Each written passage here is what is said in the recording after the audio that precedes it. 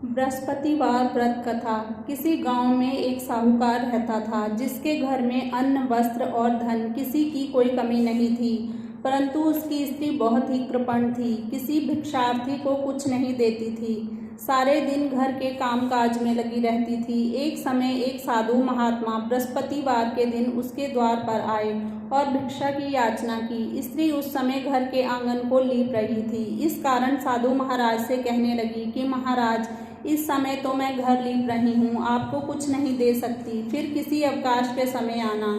साधु महात्मा खाली हाथ चले गए। कुछ दिन के पश्चात वही साधु महाराज आए, उसी तरह भिक्षा मांगी। साहूकारनी उस समय लड़के को खिला रही थी, कहने लगी, महाराज मैं क्या करूं, अवकाश नहीं है, इसलिए आपको भिक्षा नहीं दे सकती।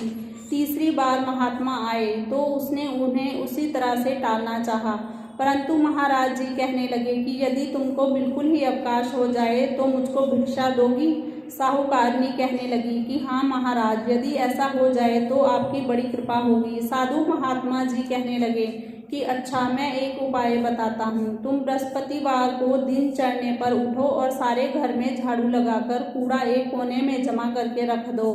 घर में चौका इत्यादि मत लगाओ, फिर स्नान आदि करके घर वालों से कह दो उस दिन सब हजामत अवश्य बनवाएं। रसोई बनाकर चूल्हे के पीछे रखा करो, सामने कभी ना रखो। सायंकाल को अंधेरा होने के बाद दीपक जलाया करो तथा बृहस्पतिवार को पीले वस्त्र मत धारण करो, ना पीले रंग की चीजों का भोजन करो। यदि ऐसा करोगी तो तुमको घर का कोई काम नहीं करना पड़ेगा। साहूकारनी ने ऐसा ही किया। बृहस्पतिवार को दिन चढ़े उठी, झाड़ू लगाकर कूड़े को घर में जमा कर दिया। पुरुषों ने हजामत बनवाई, भोजन बनवाकर चूल्हे के पीछे रखा। वह सब बृहस्पतिवारों को ऐसा ही करती रही। अब कुछ काल के बाद उसके घर में खाने को दाना ना रहा। थोड़े दिनों में महात्मा आए और फिर भिक्षा मांगी, परंतु सेठानी ने कहा, महाराज मेरे घर में खाने को अन्न नहीं है, आपको क्या दे सकती हूँ। तब महात्मा ने कहा कि जब तुम्हारे घर में सब कुछ था तब भी तुम कुछ नहीं देती थी, अब पूरा पूरा अवकाश है, तब भी कुछ नहीं दे रही हो, तुम क्या चाहती हो वह कहो। तब सेठानी ने हाथ जोड़कर प्रार्थना की कि हे महाराज, अब कोई ऐसा उपाय बताओ कि मेरे पहले जैसा धन धान्य हो जाए। अब मैं प्रतिज्ञा करती हूँ कि अवश्यमेव जैसा आप कहेंगे मैं वैसा ही करूँगी।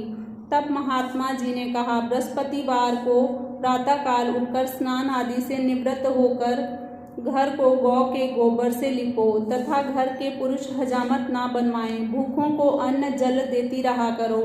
ठीक सायंकाल समय दीपक जलाओ। यदि ऐसा करोगी तो तुम्हारी सब मनोकामनाएं भगवान बृहस्पति जी की कृपा से पूर्ण होंगी। सेठानी ने ऐसा ही किया और उसके घर में धन धान्य वैसा ही हो गया जैसा कि पहले था। इस प्रकार भगवान बृहस्पति जी की कृपा से अनेक प्रकार के सुख भोग कर दीर्घ काल तक जीवित रही। बोलो बृहस्पति महाराज की जय।